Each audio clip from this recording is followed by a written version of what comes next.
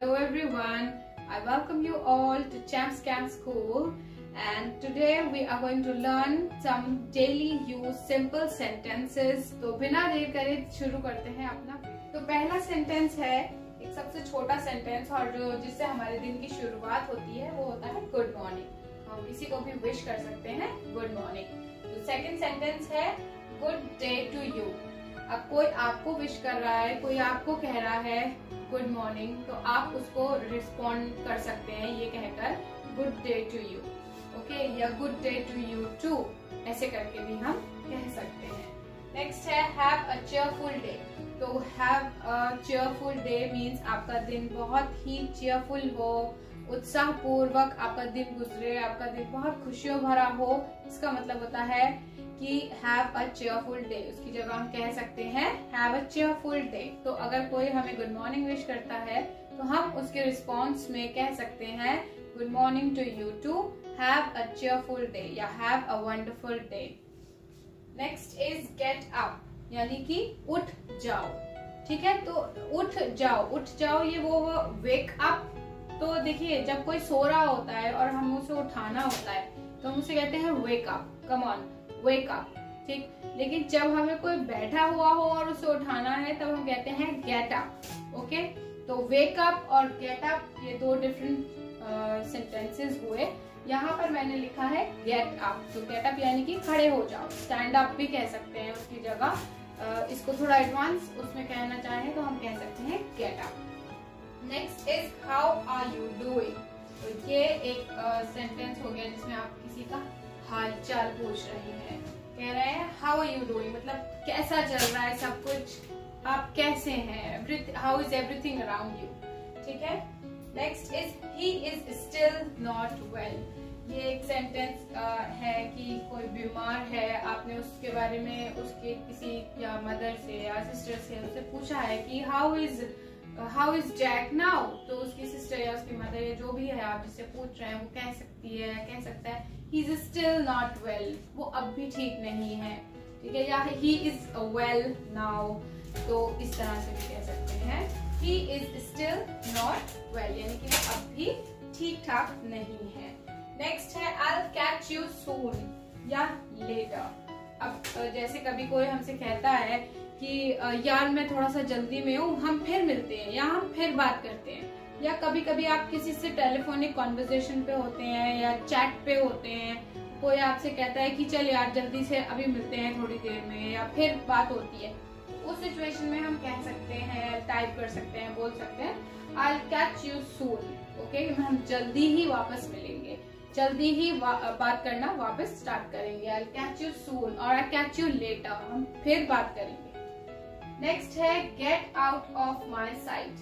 get out of my sight मतलब जैसे आप दो लोग बात कर रहे हैं और किसी में शायद लड़ाई हो रही है, एज्यूम कर सकते हैं, और आप उससे कहना चाहते हैं चले जाओ मेरी नजरों के सामने से, दूर हो जाओ। आप उस सिचुएशन में यूज कर सकते हैं ये सेंटेंस छोटा सा, get out of my site, मेरी नजरों से दूर चले जाओ। ज्यादातर मदर्स यूज करती हैं ये सेंटेंस अपने शायद बच्चों को डांटने के लिए। Get out of my site, कहती है ना मेरी नजरों से दूर चले जाओ, तो that is the situation, you can say get out of my site. Next is I did not understand, या जैसे आपसे कोई कुछ कह रहा है कि आपको मेरी बात न समझ आई, तो आप अगर नहीं समझ आया तो आप कह सकते हैं आई डिड नॉट अंडरस्टैंड। या अगर आप किसी की बात सुन रहे हैं और वो बोले जा रहा है तो आप एक पॉज लेके कह सकते हैं excuse me I did not understand, मतलब मुझे समझ में नहीं आया आप क्या कह रहे हैं, इस तरह से। What do you mean, what do you mean easy है, सिंपल है। व्हाट मीन्स क्या, डू यू मीन तुम्हारा क्या मतलब है, इस बात से तुम्हारा क्या मतलब है, what do you mean. So this is a simple sentence again. Next is what are you talking about, तुम किस बारे में बात कर रहे हो, what are you talking about, I don't know this. Next is could you stay away from my stuff. अब ये एक ऐसा सेंटेंस है कि जब आप किसी से ना बहुत प्लीजिंग मैनर में अगर आपको कहना है कि देखिए मुझे ना इस बारे में कोई बात नहीं करनी, तो ये उस सिचुएशन में आप कह सकते हैं किसी से जिसको आपको अपनी पूरी बात नहीं बतानी और वो आपसे ईगरली पूछना चाह रहा है तो आप कह सकते हैं could you stay away from my stuff, मतलब this is my personal place या this is my personal space जिसमें मैं हूँ, आप मेरी चीजों से दूर रहिए प्लीज। नेक्स्ट सेंटेंस देखते हैं, I am feeling under weather. तो ये एक सेंटेंस है और ये एक इडियम भी है, फीलिंग अंडर वेदर, जो हम तब यूज करते हैं जब हम थोड़ा थोड़ा सा बीमार होते हैं, शायद थके हुए होते हैं, हमारे अंदर एनर्जीज नहीं होती हैं, हम थोड़ा लो फील कर रहे होते हैं, कभी कभी हमें हल्का सा कोल्ड या इस तरह की सिकनेस हो जाती है, तब उस सिचुएशन में भी हम कह सकते हैं या I am not well, I am feeling a little under weather, इस तरह से। तो ये उस सिचुएशन में हम कह सकते हैं। Next is it's none of your business. ये बिल्कुल सीधी सीधी बात है कि it's none of your business, आपको इससे कोई मतलब नहीं है, आप अपने काम से काम रखिए। You mind your own business, it's none of your business, ये आपका काम नहीं है सोचने का, ठीक है। उस सिचुएशन में हम कहते हैं it's none of your business. Next है सॉरी फॉर द इनकन्वीनियंस। अब ये इनकन्वीनियंस हम तब यूज करते हैं, sorry for the inconvenience sentence, जब हमें अपनी तरफ से किसी को कहना होता है ना कि यार मेरी वजह से आपको ना बहुत परेशानी हुई, तो I am really sorry for the inconvenience. Next is will you please help me with this. Will you please help me with this, अब इसका मतलब है कि क्या आप मेरी प्लीज इस चीज में थोड़ी सी हेल्प कर सकते हैं। जैसे दो सिस्टर्स हैं, वो एक बहुत समझदार है, वो सब कुछ कर रही है, उसको सब कुछ करना आता है, कुछ कुछ डिफरेंट डिफरेंट चीजें करती है आर्ट एंड क्राफ्ट में। ऐसे छोटी सिस्टर आके कहती है कि hey sister will you please help me with this, क्या तुम मेरे होमवर्क में मेरी थोड़ी सी हेल्प कर सकती हो, या मेरी आर्ट की एक्टिविटी है स्कूल की, can you please help me with this, please help कर दो, थोड़ा सा ये प्रोजेक्ट बनवा दो यार मेरा कंप्यूटर का, this way you can use it. Next is did you get my point. Did you get my point, ये तो मैं बहुत यूज करती हूँ अपनी सारी वीडियोस में, शायद आपने मेरा सुना होगा। Did you get my point, आपको मेरी बात समझ में आई, मैं क्या कहना चाह रही हूँ। जब हम बहुत सारी चीजें समझा रहे होते हैं और बिल्कुल क्रक्स पे आके रुकते हैं, तब हम कहते हैं did you get my point, मेरी बात समझ में आई, डिड यू अंडरस्टैंड, कि आपको मेरा पॉइंट समझ में आया। Okay, next is I am very pleased to meet you.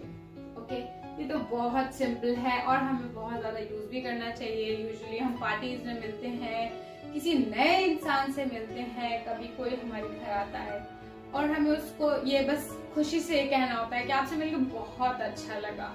That time we can say I am very pleased to meet you, मुझे आपसे मिलकर बहुत अच्छा लगा, बहुत खुशी हुई, बहुत अच्छा लगा आपसे मिलकर। Next is what would you like to have। अब आपके घर कोई आया है या आप होटल में हैं, साथ में किसी को अपने साथ लेकर आए हैं, उस सिचुएशन में भी आप उससे पूछ सकते हैं सामने वाले बंदे से What would you like to have, आप क्या लेना पसंद करेंगे।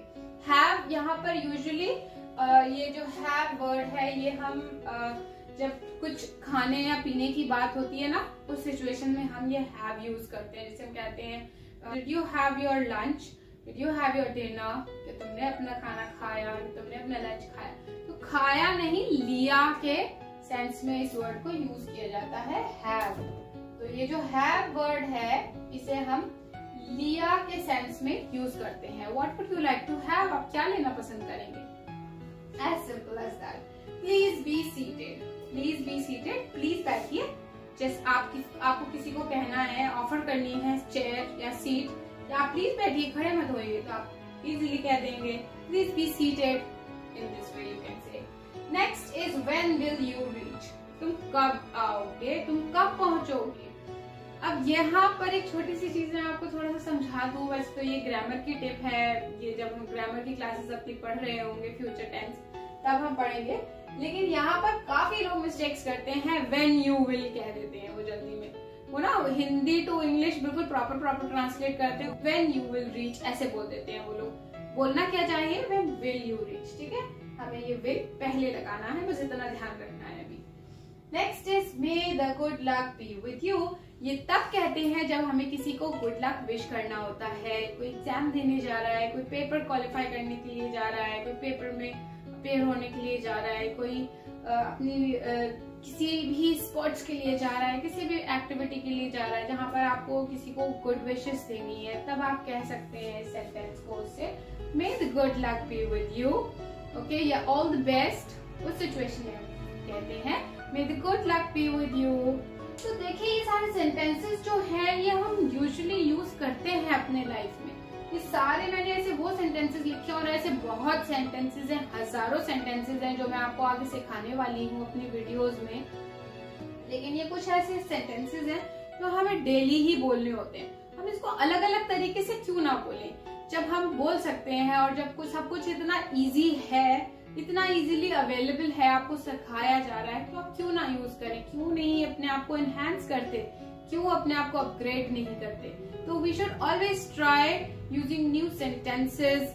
ओके, उससे बहुत अच्छा इंप्रेशन भी पड़ता है और खुद को भी तो अच्छा लगता है, राइट। चलिए बढ़ते हैं अपने नेक्स्ट सेंटेंस की तरफ। Hope to see you next time. अब आप किसी से मिले हैं आज पहली बार और आपको उससे मिलकर बहुत अच्छा लगा, you are very please to meet that person.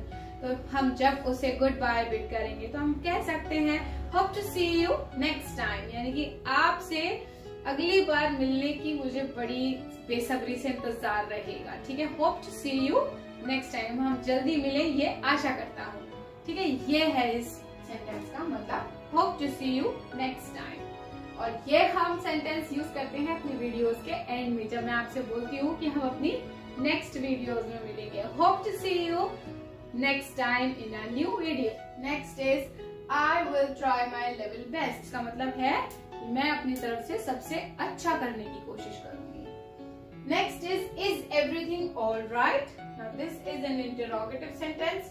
क्या है इज एवरीथिंग ऑल राइट, क्या सब कुछ ठीक ठाक है, कुछ गड़बड़ तो नहीं हुई है। इज एवरीथिंग ऑल राइट, जैसे मम्मी आई है घर पे, छोड़ के गई थी बच्चों को बाहर, आके कहेंगी इज एवरीथिंग ऑल राइट, सब चीजें ठीक हैं, कुछ गड़बड़ तो नहीं हुई, कोई आया तो नहीं, कोई परेशानी तो नहीं हुई। सिचुएशन में कह सकती हैं आप अपने बच्चों से is everything all right. Alright, next is your mind in place. कभी कभी हमारी लड़ाई हो जाती किसी से, या घर में भाई बहन ही आपस में लड़ते हैं, तो हम कहते हैं तुम्हारा दिमाग ठीक है, तुम्हारा दिमाग जगह पर है। उस सिचुएशन में क्यों बोलते हैं वो सेंटेंसेस कि आपका दिमाग ठीक है और ये है और वो, बोलिए ना is your mind in place. सामने वाला अपने आप ही चुप हो जाएगा कि भाई इससे नहीं बोलना है आगे। Is your mind in place, क्या तुम्हारा दिमाग ठिकाने है, क्या तुम्हारा दिमाग ठीक है, जगह पर है। Next, it is all about time, मतलब ये वक्त वक्त की बात है, मतलब अब एक फ्रेजेस में आ गए हैं हम कि ये तो वक्त वक्त, तो आप ये सेंटेंस बिल्कुल एप्टली यूज कर सकते हैं। नेक्स्ट देखते हैं, it takes two to make a quarrel. कहते हैं ना, आपने सुनी होगी कहावत, ताली कभी भी एक हाथ से नहीं बजती, यानी कि कभी कोई एक आदमी की वजह से कोई हंगामा खड़ा नहीं होता, दो लोग होते ही होते हैं उसमें। तो क्या है, it takes two to make a quarrel. Okay, तो आप यूज करिए ये वाले सारे सेंटेंसेस और मुझे कमेंट सेक्शन में सबसे फेवरेट सेंटेंस अपना लिखकर जरूर बताइएगा प्लीज। और मुझे बताइएगा कि नेक्स्ट वीडियो में आपको किस तरह के सेंटेंसेस चाहिए, लड़ाई झगड़े वाले या क्वेश्चंस वाले या जवाब वाले, कैसे वाले, या थोड़े हंसी मजाक वाले। ओके, बस दो ही बचे हैं। ही इज हार्ड ऑफ हियरिंग। अब हमें किसी को बताना है उसके बारे में कि वो थोड़ा ऊंचा सुनता है, मेरी दादी थोड़ा ऊंचा सुनती है, तो सिचुएशन कहेंगे he is hard of hearing या she is hard of hearing, मतलब वो थोड़ा ऊंचा सुनती है, उन्हें थोड़ी तकलीफ होती है सुनने में। ठीक है, नेक्स्ट है I am short of site, जैसे मेरी नजर कमजोर है, तो उसको आप कैसे करेंगे, कहेंगे I am short of site, मेरी नजर जरा ना कमजोर है। साइट वर्ड यूज होता है जब हम नजर की बात करते हैं, अपनी विजिबिलिटी की बात करते हैं कि हमारी नजर कैसी है।